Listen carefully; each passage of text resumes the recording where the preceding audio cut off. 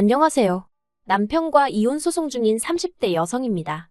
사실 지금 이 사연을 쓰기 위해 어쩔 수 없이 남편과의 지난 기억을 곱씹어 봤거든요. 그런데 정말 치가 떨린다는 말이 이런 건가 싶네요. 한때는 저보다 남편을 잘 아는 사람은 없을 거라고 생각했거든요. 그런데 정말 열길물 속은 알아도 한길 사람 속은 모른다더니 옛말 틀린 게 하나 없네요. 남편과는 대학에서 만났습니다. 교양 수업에서 처음 만났는데 당시 남편은 1학년 저는 4학년이었지요. 그렇다고 남편이 저보다 연하인 것은 아니에요. 원래는 대학에 갈 생각이 없어서 먼저 군대를 갔는데 군대에서 깨달은 바가 있어 뒤늦게 수능 공부를 했다나요. 그래서 남들보다 늦은 24세 나이에 대학에 들어왔고 그렇게 졸업반이었던 저를 만난 거지요. 남편은 나이 차이 때문인지 동기들과 어울리는 걸 불편해했어요. 동갑이었던 저나 제 동기들을 상대적으로 편하게 느끼는 것 같더라고요. 하지만 저희는 저희대로 남편이 신입생이다 보니 어울리는 게 편치 않았고 게다가 같이 수업을 들은 건 한 번뿐이었으니 친해질 만한 시간도 이유도 충분치 않았달까요. 아무튼 그렇게 저는 졸업을 했고 이후로 한동안 남편의 소식은 들려오지 않았지요. 그리고 솔직히 그렇게 우연히 재회하기 전까지는 어떻게 사는지 잘 지내는지 그런 것조차 딱히 궁금하지 않았어요. 그러다 남편과는 학교 졸업 후 7년 만에 아는 선배의 결혼식장에서 다시 마주쳤습니다. 솔직히 저는 남편을 알아보지 못했는데 남편이 용케 저를 알아보고 아는 체를 해왔지요.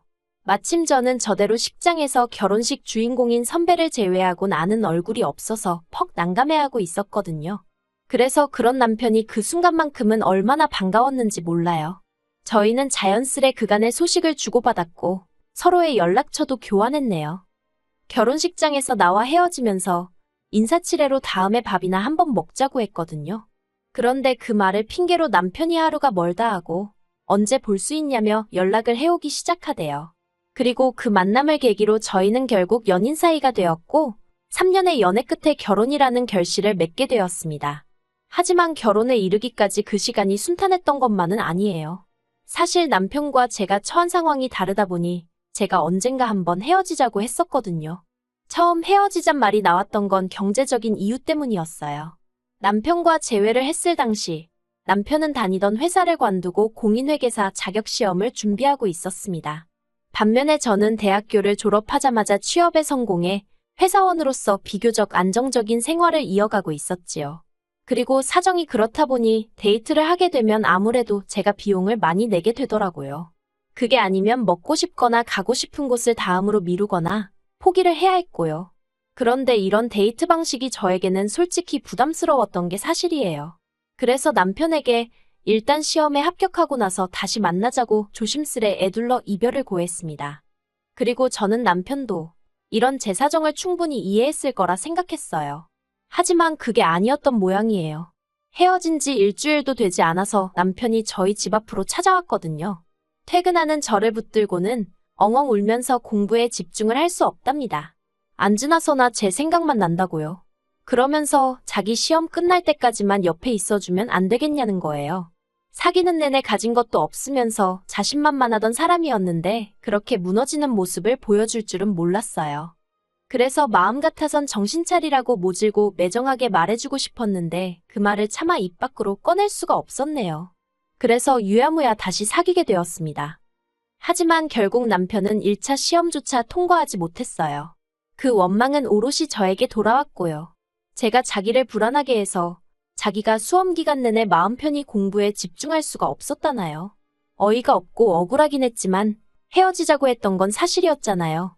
그리고 그때는 정말 제가 남편에게 세뇌라도 당했던 건지 실제로 미안한 마음이 들기도 했고요. 그래서 한 번 더 해보겠다는 남편에게 열심히 해보라는 말 외에는 달리 할 수 있는 말이 없었습니다. 지금 생각해보면 남편이 뭐라건 간에 어쨌든 시험은 끝났으니 약속대로 헤어지자 했어야 했는데 말이지요. 아무튼 그렇게 남편은 1년의 시간을 다시 한번 시험에 쏟아부었어요. 하지만 결과는 달라지지 않았지요. 그리고 그때는 남편 생각에도 달리 핑곗거리가 없었던 모양입니다. 갑자기 취업을 하겠다고 그러더라고요. 그리고 남편은 정말 보란듯이 한 달 만에 취업에 성공했어요. 비록 이름난 대기업은 아니었지만 그래도 꽤 건실한 무역회사였지요. 결혼식을 올리고 나서야 아버님 지인이 계약직으로 채용해 주신 걸 알게 되었지만 아무튼 그때는 한 달도 안 돼서 직장에 들어가는 걸 보고는 평생 믿고 같이 살아도 되겠다는 생각이 들더라니까요. 이후로 남편과 저는 비로소 평범한 어느 다른 연인들처럼 좋은 데도 가고 맛있는 것도 먹으며 연애다운 연애를 했습니다. 지난 2년이 고생스러웠기 때문인지 뭐래도 즐겁고 재밌더라고요. 그리고 그런 와중에 자연스럽게 결혼 이야기가 나왔습니다. 3년의 연애 중 가장 좋았던 시기였으니 재보고 말고 할 것도 없었지요. 결혼 준비를 시작하고서 서로 재정 상황을 오픈했는데 남편은 저보다 사회생활도 늦게 시작한 데다가 수험 기간도 있다 보니 모아둔 돈이 많지는 않더라고요. 까놓고 말해서 제가 모은 돈의 절반도 되지 않았지요. 그리고 저도 평범한 사람이다 보니 겨우 이 돈 가지고 결혼하자는 소리를 한 건가 그런 생각도 들더라니까요. 솔직히 생각지도 못한 문제가 특히나 금전적인 부분에서 하나둘씩 발견되다 보니 결혼을 하는 게 맞나 싶더군요. 파혼까지는 아니더라도 남편이 좀 더 돈을 모은 다음에 식을 올리는 게 낫지 않을까 그런 생각도 들었고요. 그런데 동시에 남편이든 누구든 제가 돈 때문에 결혼을 미룬다는 사실을 알게 되면 저를 속물이라고 욕하진 않을까 그런 걱정이 되는 거예요. 불과 몇 년 전인데 생각이 많이 어렸던 거지요. 그래서 딱 잘라 결단을 내리지 못하고 전전긍긍 혼자 고민만 했어요. 하지만 혼자 아무리 생각을 해봐도 별다른 뾰족한 수가 없더라고요. 그래서 하는 수 없이 친정부모님께 어떻게 하면 좋을지 조언을 구했네요. 저희 친정부모님은 서울에서 20분 거리에 위치한 경기도에 살고 계세요. 친정아버지께서 몇 년 전 주식으로 이익을 많이 내셔가지고 생각보다 일찍 회사를 나오셨거든요. 그리고는 일찍이 사두셨던 땅에다가 지금의 전원주택을 지으셨어요. 참고로 저희 친정부모님 전원주택에 대해 약간의 설명을 덧붙이자면 1층에는 주방과 거실이 그리고 2층에는 친정부모님이 쓰시는 안방과 제방이 그리고 3층엔 창고처럼 쓰이는 작은 방과 드레스룸이 있었지요. 그리고 마당에는 친정부모님이 손수 가꾸신 나무와 꽃들 그리고 작은 텃밭이 있었고요. 아무튼 친정부모님과 약속한 당일 남편은 꽤나 긴장한 모습이었습니다. 그리고 그런 남편에게 친정아버지는 단도직입적으로 돈 이야기를 꺼내셨어요. 없는 돈을 만들어 오라고 할 수도 없고 그렇다고 당신 딸인 제가 고생하는 모습도 보고 싶지 않다면서 차라리 이 집에 들어와서 사는 게 어떻겠냐 하시대요. 생활비 같은 건 받지 않을 테니 그런 돈 모아서 독립하라고 대신 신혼방에 들어갈 각오라던가 그 정도는 남편더러 해오라셨습니다. 솔직히 저는 친정아버지가 그런 제안을 하실 거라곤 상상도 못했거든요. 그래서 정말 깜짝 놀랐어요. 그리고 동시에 남편이 당연히 싫다고 할 줄 알았지요. 그런데 남편이 보인 반응은 뜻밖이었습니다. 정말 감사하다고 그렇게 하겠다고 하더라고요. 하지만 식을 올리고 나서야 어머님 아버님께서 이 소식을 전해 들으시곤 무척이나 불쾌해하셨다는 사실을 알게 되었습니다. 아무리 시부모가 돈을 못 보태준다고 친정으로 데리고 들어갈 생각을 어떻게 하냐면서 저더러 여시 같고 발칙하다 하셨다네요. 남편은 자기가 제 편을 잘 들어주었기 때문에 별일 없이 지나갈 수 있었던 거라며 마치 저를 꽤나 위해줬단 식으로 이야기를 했지만 솔직히 저는 너무 황당해서 할 말을 잃을 지경이었어요. 하지만 이미 식까지 올린 상황에서 어머님 아버님께 따지고 들며 시시비비를 가리자고 할 수도 없잖아요. 그래서 그냥 그 일은 가슴에 묻었습니다. 남편과의 결혼 생활만 놓고 보면 크게 모난 구석도 없었고요. 친정부모님의 배려 덕분에 돈도 착착 모여가고 이대로라면 한 2, 3년 후에는 그럭저럭 독립할 수 있겠다 싶었지요. 하지만 이러한 행복은 오래가지 않았네요. 결혼한 지 1년 만에 친정아버지가 간암으로 세상을 떠나셨거든요. 지금도 생각하면 꼭 제 잘못인 것만 같아서 목이 메이고 마음이 무거워집니다. 젊은 시절부터 고생을 많이 하셨다는 친정아버지께서는 그래서인지 웬만한 일들은 가족들에게 말하지 않고 혼자 속으로 삭히시는 편이었어요. 아픈 곳이 있어도 말씀하지 않으셨고요. 그리고 언젠가 친정아버지의 안색이 평소와는 달리 보이는 거예요. 그래서 혹시 어디 불편하신 데가 있냐고 물었더니 근래에 소화가 잘 안 되었다고 하시대요. 그리고 육감이라고 해야 할지 순간 불안한 마음이 확 들더군요. 그래서 아버지를 모시고 바로 동네 병원으로 향했어요. 그런데 동네 병원에서 여기저기 살피더니 당장 큰 병원으로 가라고 하는 거예요. 그리고 그렇게 집에서 1시간쯤 떨어진 대학병원에서 저희는 전혀 생각지도 못한 이야기를 듣게 되었습니다. 친정아버지께서 간암이라고요. 평소 술 한 방을 입에 대지 않으시던 분이라서 당장 아버지 본인도 그리고 같이 갔던 저와 남편도 오진 아니냐고 의사에게 화를 냈었을 만큼 믿기지 않는 결과였어요. 하지만 이후로 아버지는 정확히 30일 만에 세상을 떠나시대요. 친정아버지의 죽음 이후로 친정어머니는 눈에 띄게 수척해지셨습니다. 식사도 거의 하지 않으셨고 밤에는 잠도 제대로 이루지 못하시는 눈치였어요. 그리고 솔직히 저도 친정아버지가 떠나서 너무 슬프고 힘들었거든요. 그런데 저까지 무너지면 친정어머니는 누가 챙겨드리나 그게 걱정이 되더군요. 그래서 슬픈 내색도 제대로 못하고 친정어머니 마음만 달래드리는데 집중했어요. 하지만 엄밀히 말해서 제가 할 수 있는 일이 많지가 않았습니다. 그저 어머니 옆에서 안아드리고 식사 챙겨드리고 말동무가 되어드리는 정도였달까요. 그리고 그런 저와 친정어머니를 보기가 불편했던 건지 2달쯤 지났을까 남편이 생각지도 못한 제안을 해오대요.